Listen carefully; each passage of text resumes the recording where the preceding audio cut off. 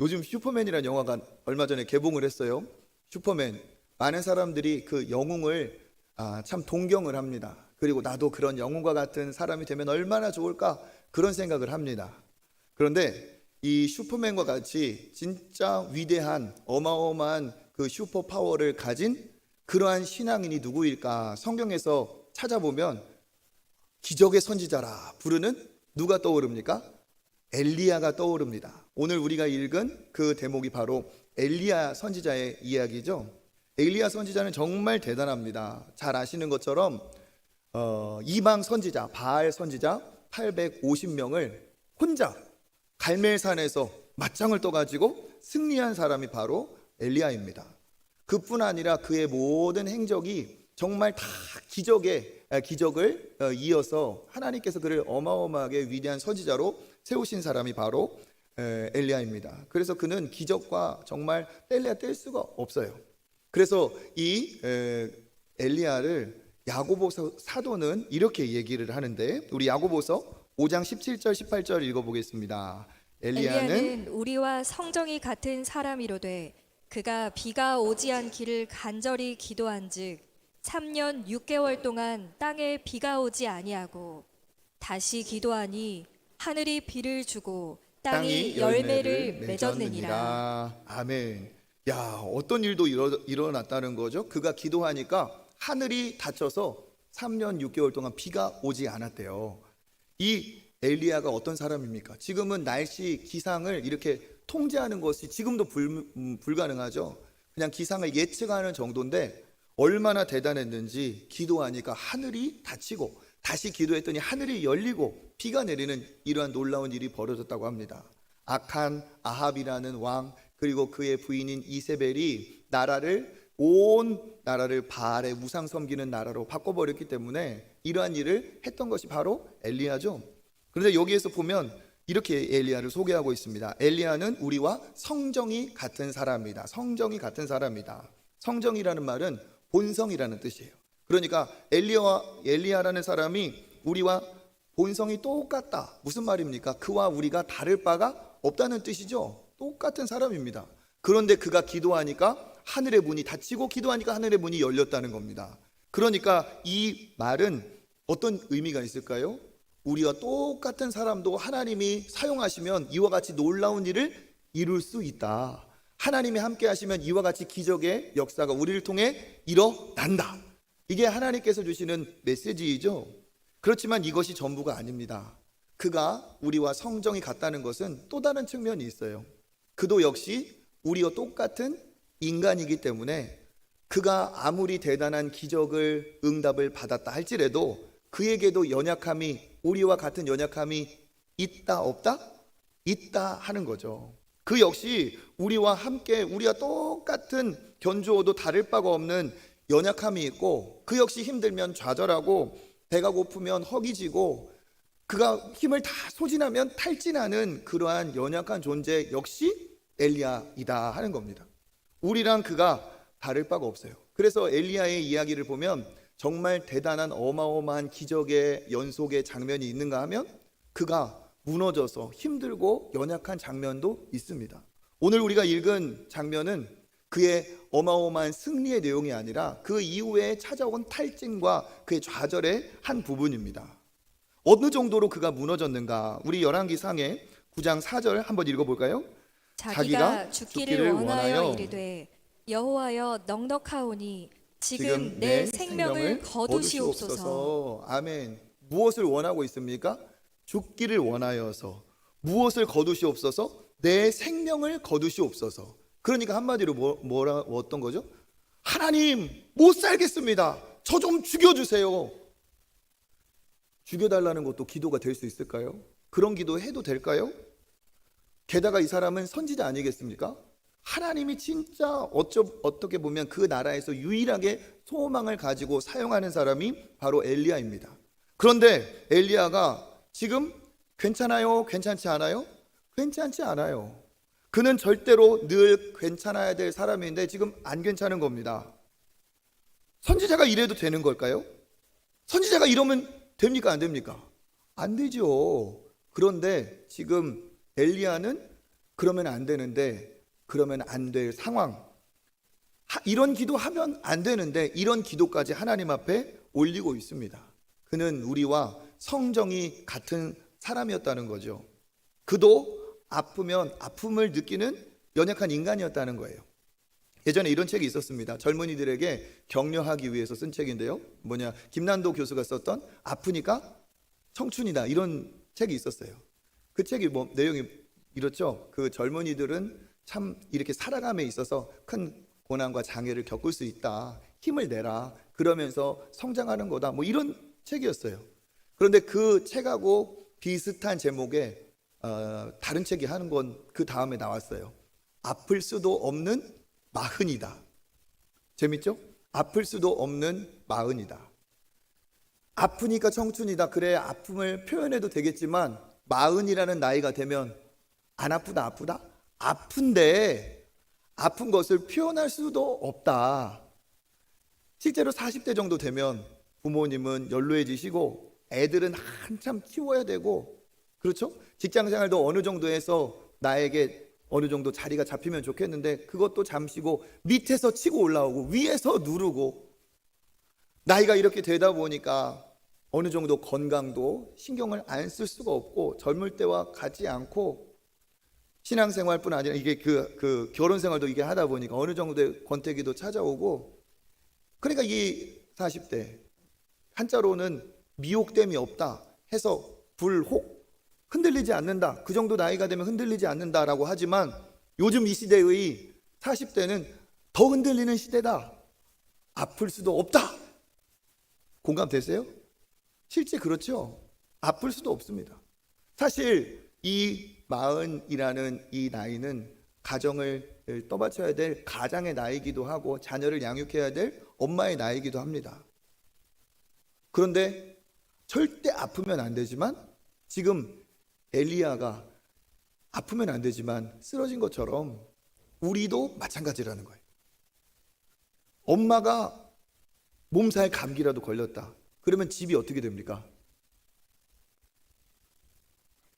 집이 멈춰요.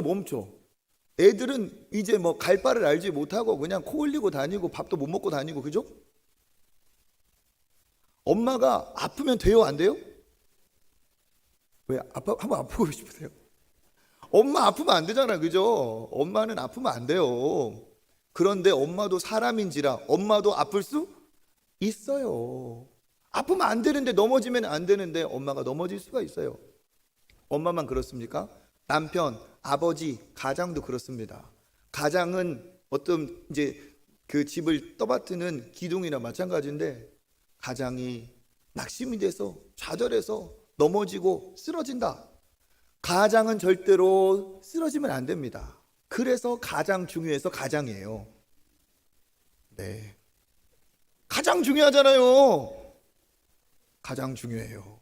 그런데 그 가장이 넘어져 버려요. 넘어지면 안 되는데 넘어질 수 있어요. 그렇죠? 특히 이 성도들도 그렇습니다. 우리가 하나님 앞에 세상의 빛과 소금으로 부름 받았죠? 세상에서는 우리가 빛을 발산해야 되고 우리가 맛을 내야 되는데, 이것이 쉬워요, 어려워요? 쉽지 않습니다. 삶으로 내가 믿음이 있는 사람으로 드러내기 정말 쉽지 않습니다. 우리의 바람은 뭡니까? 내가 집사니까, 내가 권사니까, 내가 안수 집사니까, 내가 장로니까, 믿는 거 사람들이 아니까 절대로 나는 넘어지지 말아야지, 정말 선한 영향을 미쳐야지, 힘든 사람들 좀 잡아주고 그 사람들 위로해줘야지. 우리의 마음은 그렇습니다. 그런데 늘 우리가 은혜가 충만하고 우리가 안 넘어질 수가 없어요. 어떻게 보면 세상에서 이 성도의 삶이 굉장히 고되다, 힘들다, 그런 생각을 할 때가 있습니다. 이 직분이라는 것도 사실 교회 안에서의 무게도 있지만 세상 밖에서도 여전히 무게가 있어요. 목사는 어떨까요? 목사는 아프면 됩니까? 안 됩니까? 목사는 아프면 안 돼요. 목사는 좌절하고 낙심하면 됩니까? 안 됩니까? 안 돼요. 목사의 가정은 평안해야 됩니까? 불안해야 됩니까? 평안해야 돼요. 목사의 자녀는 늘 바른 길을 가야 됩니까? 곁길로 가야 됩니까? 물어보나 마나죠. 그런데 목사도 어때요? 넘어질 수 있어요. 물론 도덕적인 하나님이 기뻐하지 않는 죄로 넘어져서는 절대 안 되지만 그냥 살아가는 여정에서 똑같은 사람이기 때문에 힘들고 지칠 수 있어요. 무슨 목사 가정은 뭐 어벤져스, 뭐 엄마는 사모는 원더우먼이고 목사는 슈퍼맨이고 애들은 무슨 판타스틱 포고 막 그렇습니까? 아니에요. 똑같은 애들이고 똑같은 남편의 자리, 아버지의 자리가 필요한 가정이에요. 그런데 어때요? 목회에 전념하다 보면 자칫 가정이 어려움이 있을 수 있어요. 그러면 안 되는데 저희 가정은 괜찮으니까 걱정하지 마시고 지금 무슨 자기 얘기하나 걱정하지 마세요. 얼굴 보세요. 평안합니다. 그런데 그럴 수 있다는 거예요. 엘리야도 늘상 그런 게 아니죠. 진짜 승승장구할 때도 있었지만 지금 이렇다는 겁니다. 지금 세상에도 그렇습니다. 세상에도 그래요.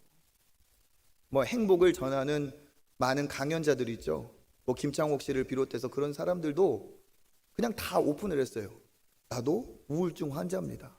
나도 우울합니다. 나도 약 먹습니다. 나도 정신치료를 받습니다. 이게 어쩔 수 없어요. 그런데 우리는 놀라죠. 어떻게 저 사람이 저럴 수가 있나? 진짜 그게 맞나? 하지만 그 사람의 속은 정말 그렇다는 거예요. 저랑 친하고 또 동료 목회자로서 참 이렇게 좋은 관계를 맺고 있는 목사님이 있어요. 우리나라에서 주목받고 어쩌면 제일 차세대에 각광받는 리더라고 말할 수 있는 좋은 목사님입니다. 그 목사님이 이번 이제 우리 청년부 수련회 때도 와서 말씀을 전했어요. 근데 그 목사님이 또 설교도 참 잘하고 탁월하고 목회를 잘하지만 책도 썼어요. 책 그 사진 한번 볼까요? 여기 있는 이 책들 많은 책 중에 최근에 쓴 책이 여기 있는 헤리티지라는 책이에요. 유산이라는 거죠. 신앙의 유산, 신앙의 유산을 잘 대물림해야 된다. 이런 내용의 책이에요. 너무 좋은 책이니까 자녀를 두신 우리 부모님이나 우리 교사들은 한번 보면 참 좋겠습니다. 됐습니다. 이러니까 이 가정교육, 신앙의 세대 계승을 위해 책까지 쓴 목사님이니까 참 잘 하실 법하지만 저는 우리 친구니까 어제도 연락이 왔어요. 잘 지내는지. 친구니까 알고 있어요. 이 책이 어떠한 고민과 노력으로 나왔는지. 이 친구가 참 목회를 잘했습니다. 지금도 잘하고 있어요. 일찌감치 담임 목회로 열심히 사역을 하는데 그렇게 목회 열심히 하다 보니까 의도하지 않았죠. 의도하지 않았는데 아내에게 남편의 빈자리가 생긴 거예요. 아이들에게 아빠의 빈자리가 생긴 거예요. 노력은 했지만 정말 하나님 앞에 충성되이 교회를 섬기고 성도들을 섬기다 보니까 안타깝게도 이거는 해결할 수 있는 방법이 아무리 노력해도 떠오르지 않은 상황이 되어버렸어요. 그래서 어떻게 했느냐? 이건 안 되겠다. 내 가정이 무너지는데 목회도 정말 나에게 소중하지만 가정을 위해서 이거는 교회와 상의를 해야겠다 해서 그냥 사실을 얘기하며 이 목사님이 얘기했어요. 가정을 지키기 위해서 저는 사임하겠습니다. 지금 제 아내가 이렇고 또 우리 아들은 수년째 방에서 나오지도 않고 아무리 노력해도 어렵습니다. 목사의 가정이 이러면 안 되지만 이럴 수 있어요, 없어요? 있어요. 그 얘기를 들었을 때 그렇게 가정을 뒤로 할 정도로 열심히 목회를 한 그 목사님을 그 성도들도 다 좋아하고 존경하죠. 그러니까 어떻게 했을까요? 이번 기회에 그러면 사임하시죠 이랬을까요? 아니라는 거예요. 목사님 우리는 어떡합니까? 목사님 안 됩니다. 그러면서 그 당회와 교회에서 마음을 모았어요. 목사님이 충분히 가정을 돌볼 수 있는 시간을 드리자 해서 6개월의 시간과 또 재정도 다 책임지고 가정을 돌보고 가정을 회복할 수 있도록 배려를 해주셨어요. 그래서 이 목사님이 자기 아들과 방에서 나오지 않는 아들과 세계 여행을 간 거예요. 각국을 여행. 왜? 집 앞에도 안 나오니까 꿈을 심어주고 아들과 함께하고 싶어서 아들과 여행을 하면서 더더욱 관계가 회복되고 아들도 이제 세상을 보면서 조금씩 눈이 열리기 시작한 거예요. 그리고 이제 국내 여행으로 돌고 돌아서 어디도 왔다? 전주도 왔다 갔어요. 누구한테 연락했을까요? 저한테 연락했죠. 혹시 교회에서 쉬어갈 수 있겠냐? 아들한테 이렇게 얘기한 거예요. 집에서 안 나오려고 하니까. 아빠하고 친한 목사님이 전주에 있는데 거기 가면 공짜로 재워준대. 얼마나 좋냐? 가자 해서 얼마 전에 웰컴하우스에서 아들하고 둘이 이렇게 머물고 여기 여행하고 갔어요. 그리고 많이 회복이 됐어요. 이 과정에서 진짜 가정이 소중하다는 걸 다시 절절히 느끼고 어떻게 하면 가정의 신앙을 바로 세울 수 있을까를 고민하다가 이제 이런 책을 냈어요. 여러분, 괜찮아야 되지만 안 괜찮을 수 있어요. 괜찮아야 되지만 아무리 노력해도 우리의 한계가 있다는 거죠. 성도는 언제나 달라야 되니까 성도는 두렵지도 않아야 됩니까? 성도라면 달라야 되니까 언제나 괜찮아야 될까요? 성도는 힘들지도 않고 병들지도 않아야 됩니까? 성도라면 절망도 좌절도 낙심도 모르는 사람이어야 될까요? 아니라는 거예요. 엘리야가 넘어진 것처럼 성도들은 똑같이 안 믿는 사람하고 같이 넘어질 수 있어요. 두려움도 모르고 언제나 괜찮은 로봇이 되어가는 것이 이게 신앙이 아니라는 겁니다. 성도 역시 마음이 있고 감정이 있죠. 위대한 성경의 인물도 예외가 아닙니다. 아시는 것처럼 우리가 잘 아는 것처럼 아브라함 어떤 사람이었어요? 두려움에 자기 목숨을 지키려고 아내를 누이라고 속이면서 팔아먹으려고 했어요. 우리가 잘 아는 모세도 하나님 앞에 어마어마한 기적으로 쓰임 받았지만 그는 하나님 앞에 저는 아닙니다. 저는 못 갑니다.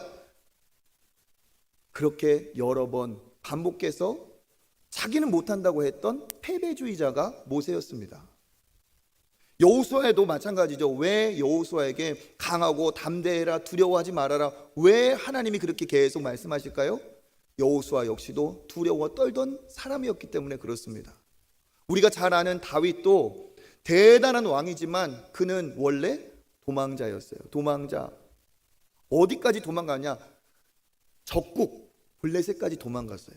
거기에서 왕에게 발각돼서 죽임 당할 그 위기에 자기 생명을 건지고자 어떻게까지 그가 낮아지고 그가 비참해졌습니까? 미친 척을 했어요. 그냥 곱게 미치면 얘가 나를 죽일 수도 있다 하는 상황에서 침을 질질 흘리면서 미친 척을 했어요. 제정신인데. 그러니까 블레셋 왕이 어떻게 합니까? 이 미친 인간 하나 죽인다고 살린다고 무슨 일이 있겠냐? 보내라. 그래서 살아남은 사람이 다윗이에요. 성경의 대단한 인물 모두가 다 승승장구했던 것이 아니라는 겁니다. 그들 역시 우리와 성정이 똑같은 사람이었고 넘어졌어요. 예수님이라고 천하무적이었을까요? 아닙니다. 예수님도 십자가를 앞둔 겟세마네 동산 기도하는 그 심야에 그 철야에 어떻게 기도하셨어요?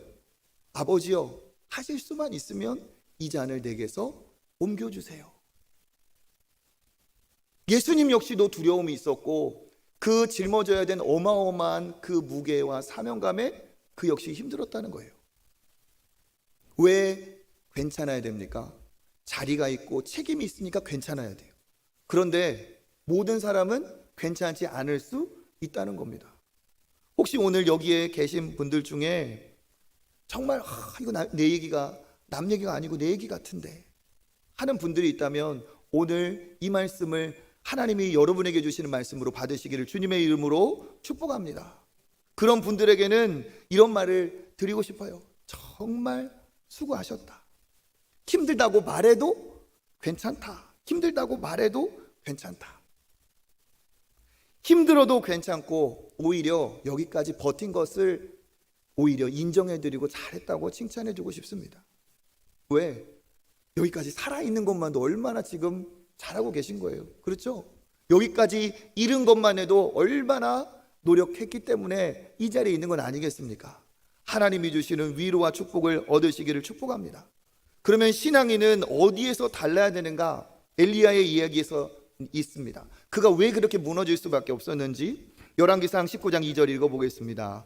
이세벨이 사신을 엘리야에게 보내어 이르되 내가 내일 이맘때에는 반드시 내 생명을 저 사람들 중 한 사람의 생명과 같게 하리라. 아멘. 이 이세벨이라는 여인이 사신을 엘리야에게 보냅니다. 그런 건 뭡니까? 네가 어디 있는지 내가 잘 알고 있다. 네가 감히 나를 건드려? 내가 내일 이맘때 반드시 너의 생명을 내가 없애버리겠다. 24시간 안에 너를 내가 죽이겠다 하는 협박을 이 악한 왕비 이세벨이 보냈습니다. 이 협박을 받은 엘리야가 어떻게 했을까요? 정말 낙심한 거예요. 그냥 나를 위협한다는 것에 두려운 게 아니라 사실은 보세요. 지금 이 타이밍이 언제냐면 850의 바알 선지자를 이기고 난 다음이에요. 그러니까 그 다음에 엘리야는 어땠을까요? 뭔가 소망을 기대를 가졌을 거예요. 이 정도 했으면 뭔가 눈에 보이는 달라지는 게 있겠지. 이 정도까지 했으면 그 왕도, 그 악한 왕비도 뭔가 깨달은 바가 있겠지. 이렇게까지 했는데 하나님이 나에게 뭔가 작은 소망이라도 보여주시겠지 기대한 거예요. 그런데 어떻습니까? 다시 돌아온 건 아무것도 일어나지 않은 것처럼 또다시 생명의 위협이 온 겁니다. 이것은 절망이고 두려움이었어요. 이 절망 중에 엘리야가 어떡합니까? 홀로 도망을 하는 거예요. 그는 절대로 겁쟁이라서 도망하는 것이 아닙니다. 발버둥을 쳤고 할 만큼 했어요. 그런데 어떻습니까? 방법이 없으니까, 전혀 달라지는 것이 없으니까 이게 무슨 의미가 있고 내가 한다고 뭐가 달라질까? 그는 완전히 무너져 버렸어요. 도망합니다. 3절 읽어볼까요?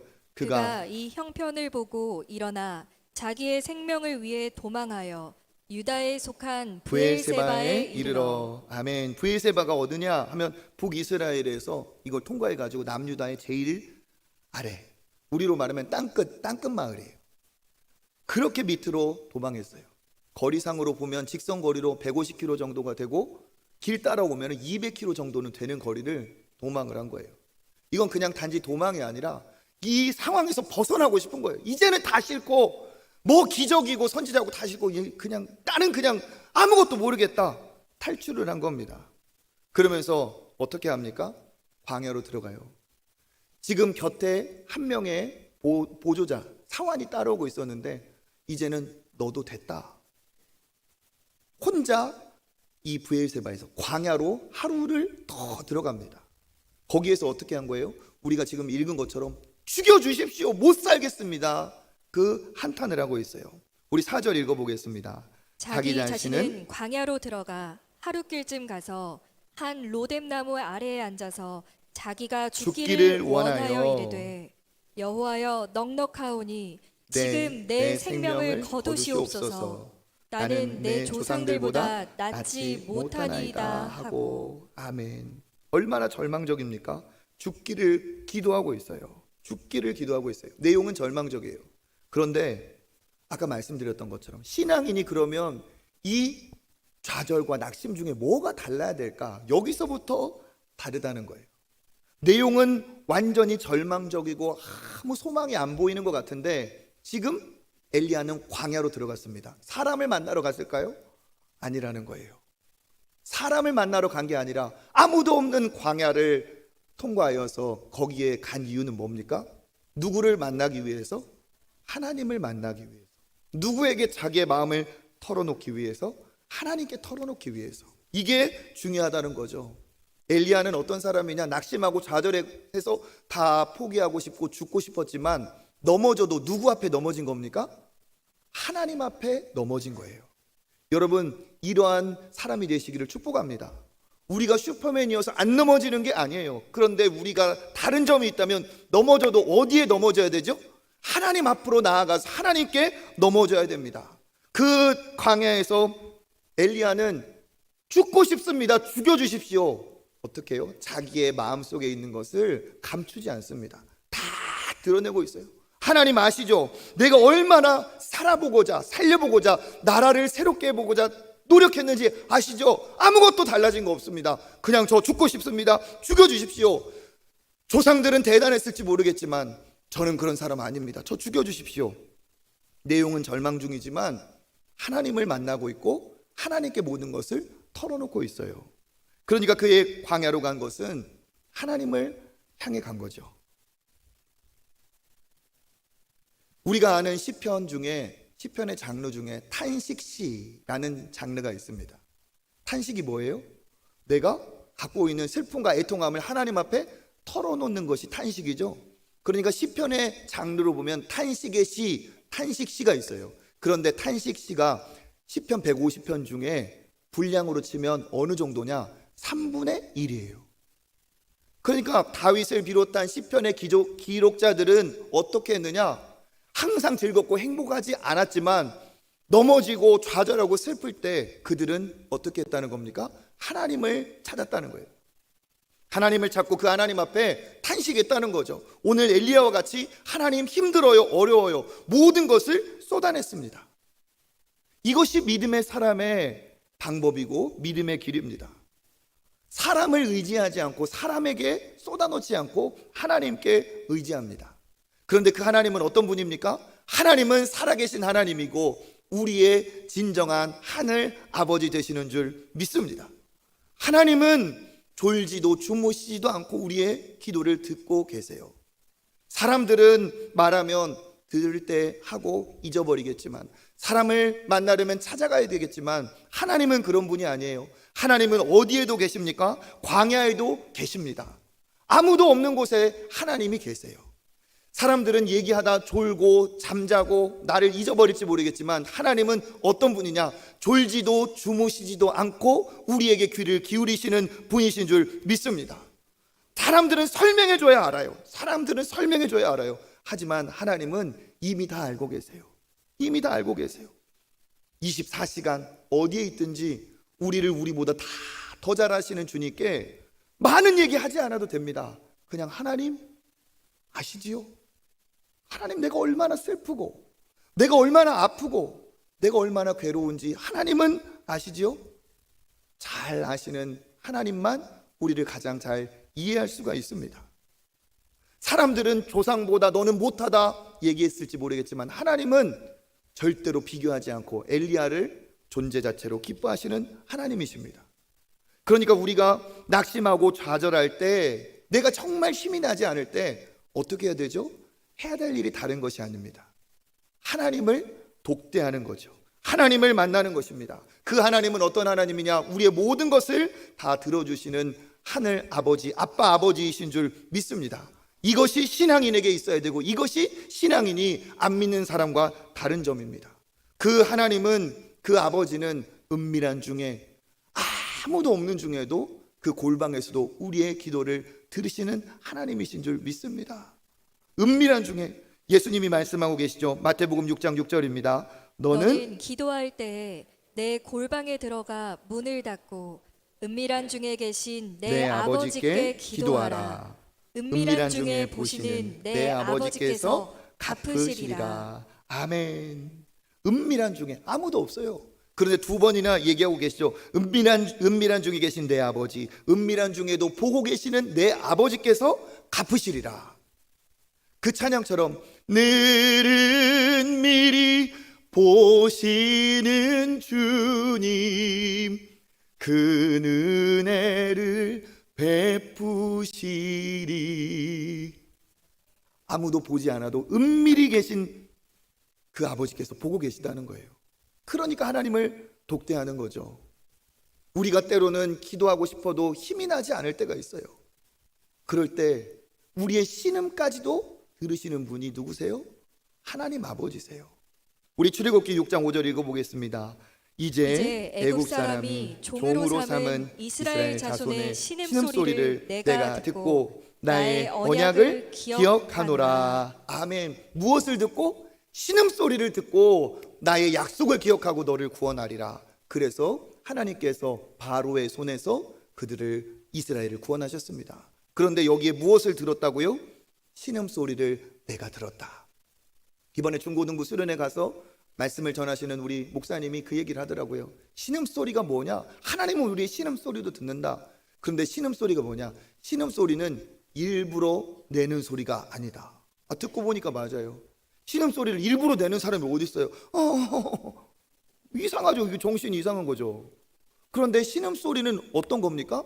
내가 내려고 한 것이 아니고 내가 참으려고 하는데 나는 그렇게 신음소리를 내고 싶은 의도가 없는데도 불구하고 그 힘들고 어려움이 그냥 입으로 그냥 나도 모르게 끙끙대면서 한숨으로 신음소리로 나오는 거예요. 누가 그 소리를 귀 기울일까요? 누가 그 소리에 반응을 할까요? 누가 내 신음소리를 들을 만큼 청각이 좋을까요? 없어요. 그런데 누구만은 하나님 아버지만은 우리가 차마 기도할 수 없어서 신음소리를 낼 때도 우리의 신음을 들으시는 분인 줄 믿습니다. 그래서 그 찬양의 가사처럼 너의 무엇에도 너의 작은 신음에도 응답하시니 너는 어느 곳에 있든지 주를 바라고 주만 바라볼지라 주만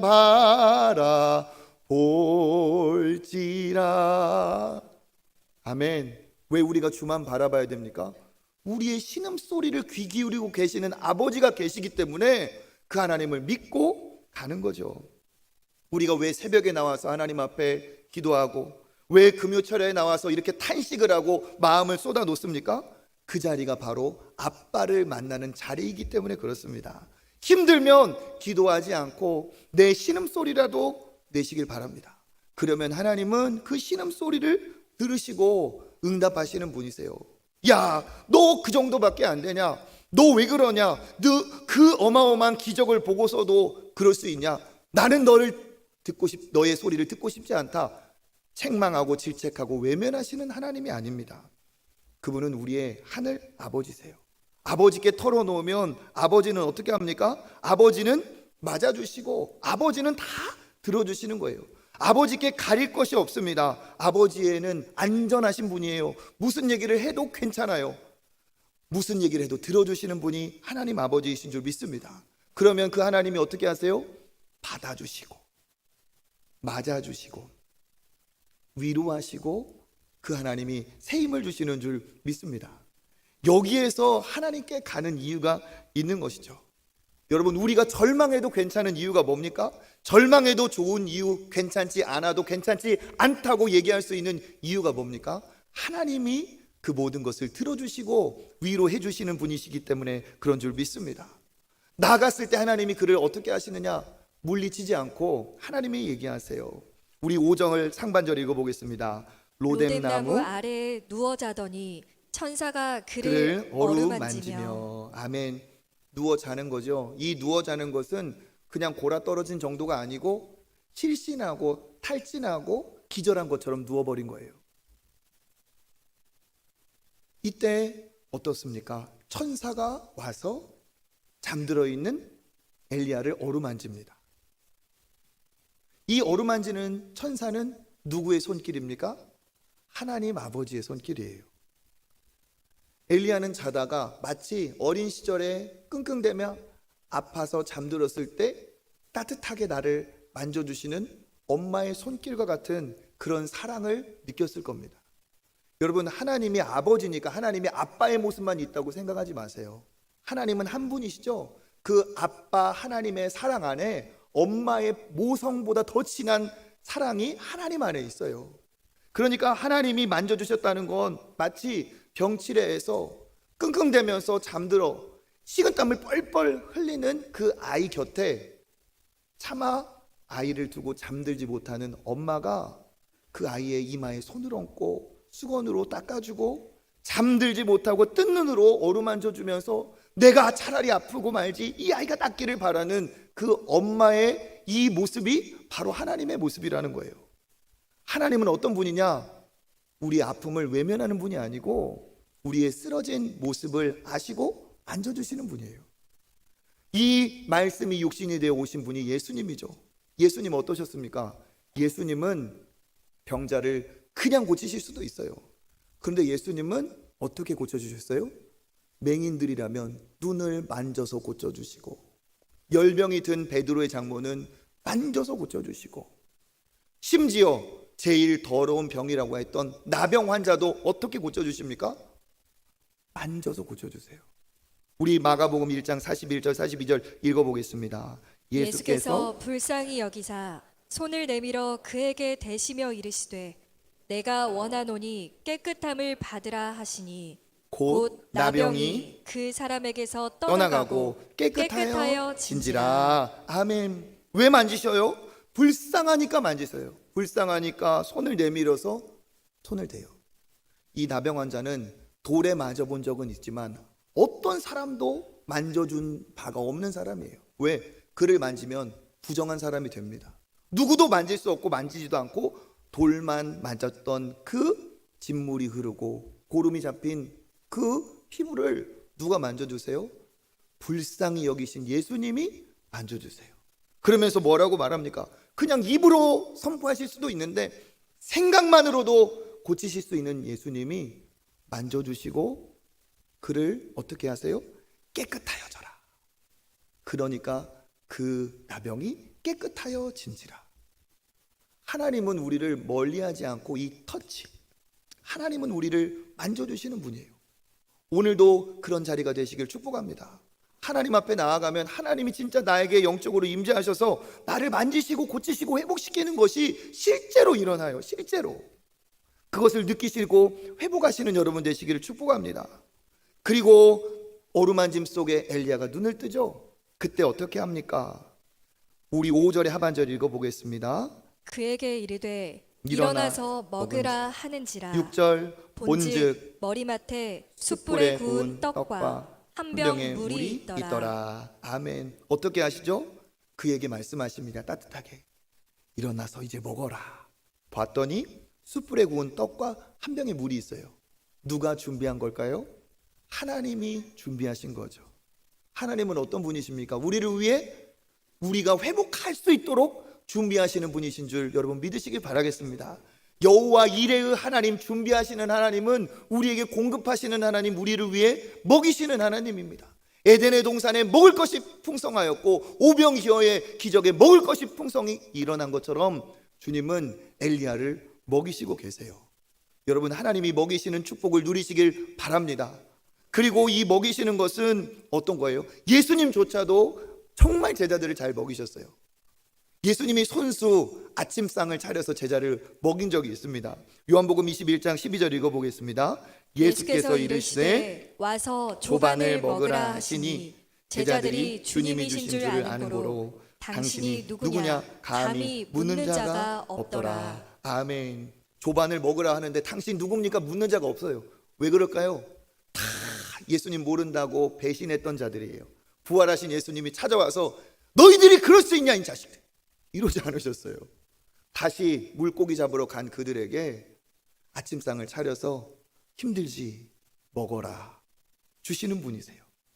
그가 주신 양식을 먹고 제자들은, 그 배신자들은, 그 정말 가능성 없는 자들은 다시 일어나게 됩니다. 하나님은 어떤 분이냐? 우리에게 먹이시는 분입니다. 특별히 육의 양식도 주께서 공급하여 주지만 우리의 영혼이 살아나기 위해서 영의 양식을 주시죠. 그것이 무엇입니까? 하나님의 말씀이에요. 예수님은 자기의 모든 생명까지 내어주셔서 우리에게 말씀이 되시고 우리에게 양식이 되어주셨습니다.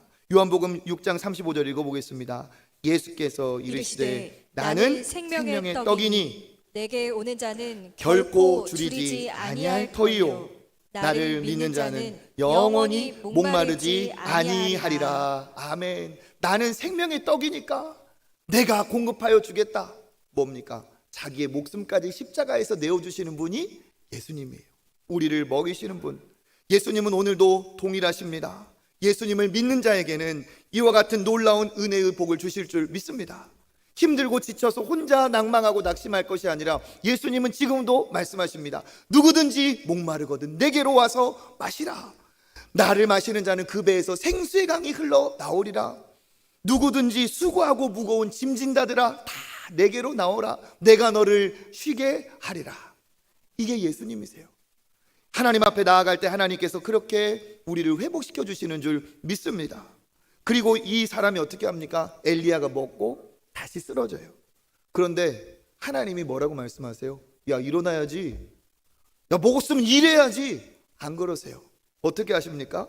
우리 6절 하반절부터 7절 읽어봅니다. 먹고 마시고 다시 누웠더니 여호와의 천사가 또다시 와서 어루만지며 어루만지며 이르되 이르되 일어나 먹으라. 내가 갈 길을 다 가지 못할까 하노라 하는지라. 아멘. 여호와의 천사가 어떻게 한다고요? 다시 와서, 그러니까 다시 와서 하는 게 뭐예요? 지금 한 번 먹고 쓰러져 자는 거죠. 그런데 엄마들의 타이머가 있어요. 엄마들의 시계가 있어요. 밖에 나갔다가도 이때 되면 우리 아들이 배고플 텐데 다 알아요. 하나님이 엘리야가 떡을 먹고 물을 마시고 누운 거 다 알아요. 그런데 또다시 왔다는 건 뭡니까? 한동안 기다려 주신 거예요. 회복할 동안. 그런데 시간이 지나서 누워 있어도 소화는 됩니까? 안 됩니까? 자는 동안에도 소화가 되는 거죠. 그러니까 어떻게 해요? 또 배고플 시간이 됐다. 다시 천사로 찾아오신 하나님께서 어떻게 합니까? 그에게 또다시 일어나 먹어라. 하나님은 어떤 분이냐? 충분하게 회복하게 하시는 분이신 줄 믿습니다. 하나님은 우리를 닥달하고 밀어붙이는 분이 아니에요. 조급하게 언제까지 그럴 거냐? 하나님 그러지 않으세요. 우리를 밀어붙이고 우리를 막 궁지로 몰아놓고 그런 하나님이 아니라 충분히 쉴 수 있게, 충분히 풀 충전할 수 있게 배려해 주시는 분이 하나님이신 줄 믿으시길 바랍니다. 기도의 자리에서 특별히 이런 것이 참 이 기도의 자리에서 체험이 돼요. 오랫동안 기도의 자리에 앉아 있다 보면 하나님이 찾아오시고, 마치 정말 방전된 나의 삶에 하나님께서 새로운 생기를 공급해 주시는 것처럼 하나님께서 공급하여 주시는 은혜가 있습니다. 이렇게 공급을 받은 엘리야가 어떻게 합니까? 우리 8절 읽어보겠습니다. 이에 일어나 먹고 마시고 그 음식물의 힘을 의지하여 40주 40야를 가서 하나님의 산 호렙에 이르니라. 아멘. 이렇게 된 엘리야가 어떻게 했다고요? 다시 일어나서 40주 40야를 갈 수 있는 힘이 생겼어요. 하나님을 만나러 가자, 더 하나님을 대하러 가자 하면서 하나님의 산인 호렙산으로 갑니다. 어떻게 되었어요? 회복이 되었어요. 인간은 어떤 존재고 하나님은 어떤 존재냐? 인간은 연약하여 쓰러지는 존재입니다. 천하무적 없어요. 그런데 믿음의 사람의 자세는 뭡니까? 믿음의 사람이 갖고 있는 중요한 것은 뭐죠? 하나님께로 나아가는 거예요. 그러면 하나님이 우리의 하늘 아버지께서 위로하시고 회복하여 주시는 줄 믿습니다. 이게 하나님의 방법이라는 거예요. 저도 사역을 하면서 하나님께서 깨닫게 해주신 부분이 이거예요. 특히 제가 청소년 사역을 할 때 열심히 했습니다. 10대 사춘기 방황하는 청소년들, 그 학생들, 근데 아무리 해도 이 녀석들이 안 달라져요. 바뀔 것 같다가 다시 안 달라지지롱. 밥 먹고 목사님 이번 주는 꼭 교회 갈게요. 그래 만나자 약속하고 코빼기도 안 보여. 어디로 갔어? 그 다음날 목사님 이번 주 올라고 했는데 근데 배가 고픈데요. 배고픈데 어떻게 해요? 또 사줘야지. 막 먹으면서 또 막 다독이고. 그런데 그 다음 주 또 안 와. 한두 번이 아니에요. 완전 사기꾼들이야 진짜. 한두 번이야. 그러다 보니까 막 진짜 막 우라통이 쳐오고, 하나님 어떻게 해야 애들이 변합니까? 하면서 막 기도를 했어요. 근데 하나님이 주신 응답, 하나님의 방법을 택해라. 예수님의 방법이 있다. 성경을 막 봤어요. 그런데 하나님의 방법, 예수님의 방법이 그거더라고요. 혼나야 되는데, 지적해야 되는데, 오히려 그냥 크게 큰 소리 한번 쳐야 되는데 하나님이 그러시지 않더라고요. 하나님이 다시 엘리야에게 기회를 주신 것처럼 먹고 또, 이렇게 표현해서 미안하지만 또 자빠져 자도 그냥 다시 어루만지면서 다시 주시는 하나님이더라고요. 그런데 놀라운 게 뭡니까? 엘리야가 달라지잖아요. 예수님의 제자들 어떻습니까? 예수님의 제자들 그렇게 배신하고 예수님 모른다고 했는데 결국 대사도가 어떻게 되죠? 끝까지 믿어주니까 되잖아요. 제가 그래서 그래 이거 한번 해보자. 어차피 얘들은 안 바뀔 거니까 해보자. 웃기죠? 무슨 방법을 해도 안 바뀔 건데 이거라도 해보자 뭐 이런 마음이었어요. 그래가지고 계속 아이들이 뭐 실수하고 실패하고 실망시키고, 사랑스러운 게 아니라 그냥 사랑하고 싶지 않고 막. 그런데 입을 딱 한마디 해보고 싶어요.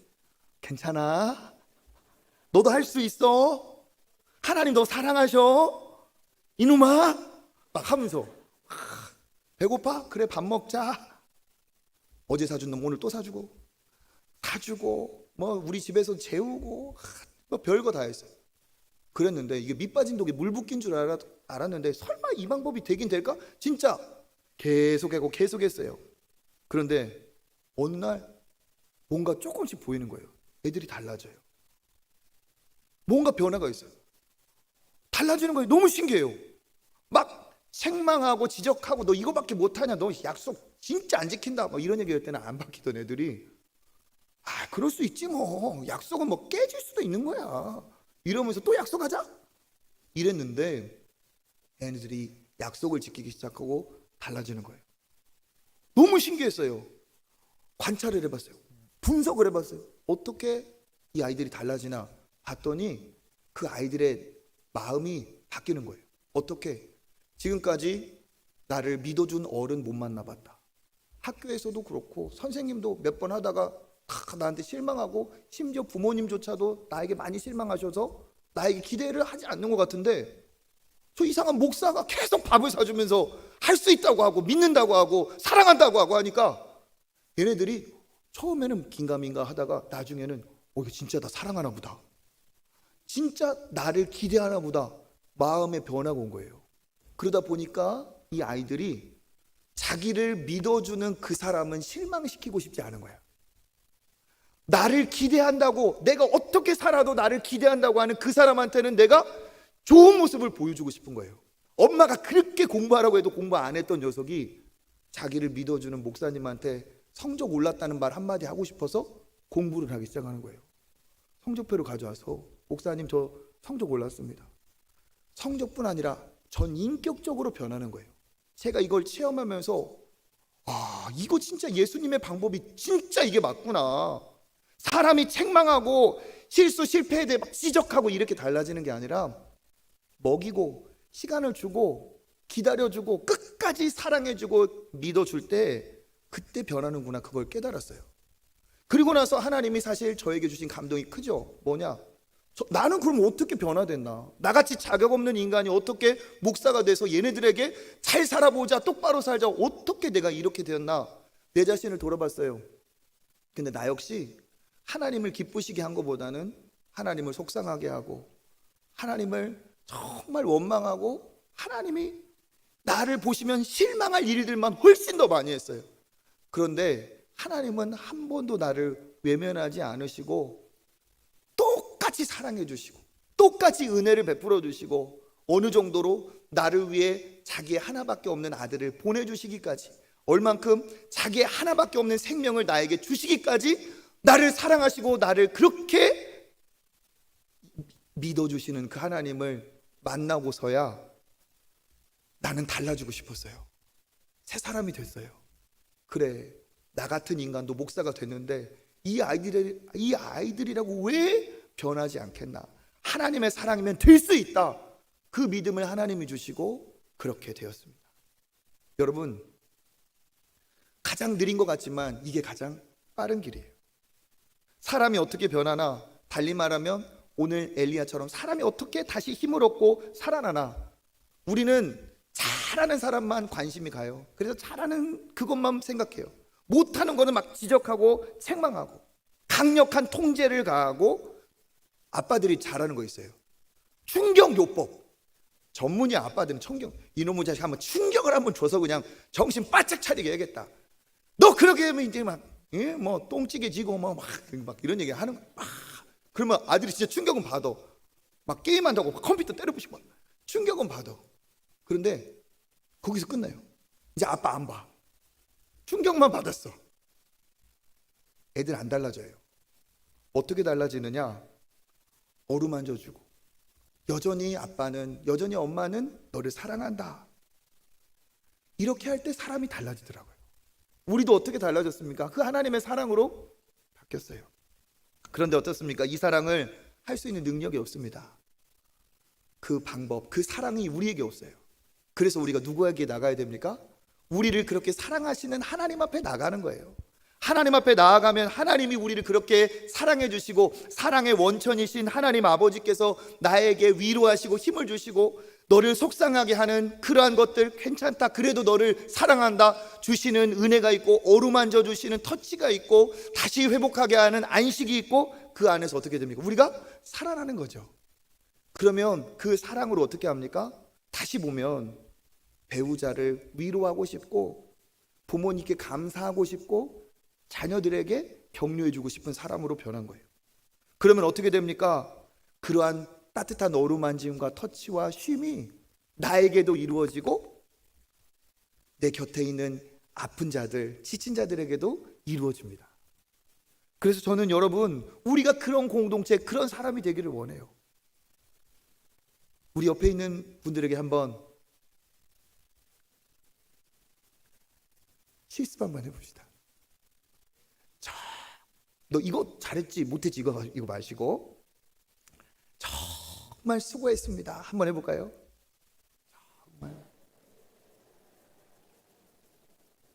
다시 한번 눈을 보면서 정말 수고했습니다. 한번 해보세요. 특히 부부들 좀 어색어색한 부부들이 있어요. 정말 수고했습니다. 다시 한번 지금까지 한 것도 정말 대단합니다. 지금까지 한 것만으로도 대단합니다. 시작. 한 것만으로도 대단합니다. 그래요. 못한 것 지적해서 사람 바뀌지 않아요. 잘하고 있는 것, 격려받을 것 알아줄 때 나머지 힘이 나는 거예요. 하나님은 다른 사람에게도 아니라 나에게도 그렇게 하기를 원하시는 줄 믿습니다. 자, 가슴에 한번 손을 얹어보세요. 자기 이름 아시죠? 자기 이름 모르는 사람 없죠? 네, 이렇게 한번 해보겠습니다. 중원아, 참 수고했다. 자기 이름 대야 되는 거 아니에요. 저한테 수고했다 하지 말고 다시 한번, 자, 자기 이름을 대면서 하나님이 내게 주시는 말씀이다 생각하면서 시작. 중원아, 참 수고했다. 아, 어떤 분이 이렇게 하네요. 여기 쓰다듬는 분도 계시네. 너 정말 잘하고 있다. 시작. 너 정말 잘하고 있다. 지금까지 한 것만으로도 대단하다. 지금까지 한 것만으로도 대단하다. 할렐루야. 이게 하나님이 우리에게 주시는 마음인 줄 믿으시길 바라겠습니다. 특별히 지금 이 시간에 엘리야처럼 나는 죽고 싶다, 나는 힘들다 하는 분들이 계시다면 하나님이 주시는 위로가 임하시길 축복합니다. 여러분 자책하지 마세요. 나는 왜 이 정도밖에 못할까? 여러분 열심히 살아오신 것 나도 알고 사람들은 몰라도 하나님은 알고 계십니다. 오히려 하나님은 수고했다고 하지 너 왜 이거밖에 못하냐 그런 하나님 아니에요. 하나님은 여러분을 칭찬하시는 줄 믿습니다. 여러분 조금 힘들면 쉬어도 됩니다. 조금 피곤하면 잠을 자도 괜찮아요. 먹고 잠잤는데도 힘이 나지 않으면 또 잠자도 괜찮아요. 또 먹어도 괜찮아요. 언제까지? 힘이 날 때까지. 그런데 한 가지 부탁이 있습니다. 무엇이냐? 먹는 이 눈에 보이는 양식만 드시지 마시고 하나님이 주시는 영의 양식도 드시기를 축복합니다. 세상에서 쉬는 것도 좋지만 하나님 안에서 은혜 받으며 쉬시기를 축복합니다. 예배의 자리에서 하나님이 주시는 이 영의 양식을 드시고 하나님의 말씀을 들으시길 바랍니다. 폭삭 속았수다 이거 뭐 그런 드라마 얘기만 본다고 내 영혼이 살아나는 게 아니에요. 하나님의 말씀을 들어야 내가 어떤 존재인지를 깨닫고 어떻게 살아야 되는지 깨달아지는 거죠. 하나님의 말씀을 많이 들으면 들을수록 우리의 영혼이 살아나는 줄 믿습니다. 그래서 여러분 진정한 하나님이 주시는 충전을 얻으시기를 바랍니다. 괜찮지 않아서 너무 힘드신 분들 괜찮아요. 괜찮지 않아도 괜찮아요. 하나님이 여러분을 위로하시고 힘을 주실 줄 믿습니다. 오늘 하나님이 여러분에게 주시는 말씀으로 우리 이 한 구절 읽어봅니다. 이사야 41장 10절 시작. 두려워하지 말라. 내가 너와 함께함이라. 놀라지 말라. 나는 내 하나님이 됨이라. 내가 너를 굳세게 하리라. 참으로 너를 도와주리라. 참으로 나의 의로운 오른손으로 너를 붙들리라. 아멘. 하나님이 이와 같은 분이신 줄 믿으시길 축복합니다. 여러분 다 이게 2층에 계신 분들, 네, 우리 찬양대부터 이 3층에 계신 분까지 하나님의 마음으로 하나님이 주시는 말씀으로 전합니다. 참 수고하셨어요. 진짜 애쓰셨어요. 힘들면 힘들다고 하나님 앞에 말해도 돼요. 쉬어도 돼요. 그 하나님의 말씀을 그 자리에서 들으시고 다시 일어나셔서 40주 40야를 달려갈 수 있는 그러한 복된 인생이 되시기를, 하나님의 위로를 받고 하늘 위로 오르시는 여러분 되시기를 주님의 이름으로 축복합니다.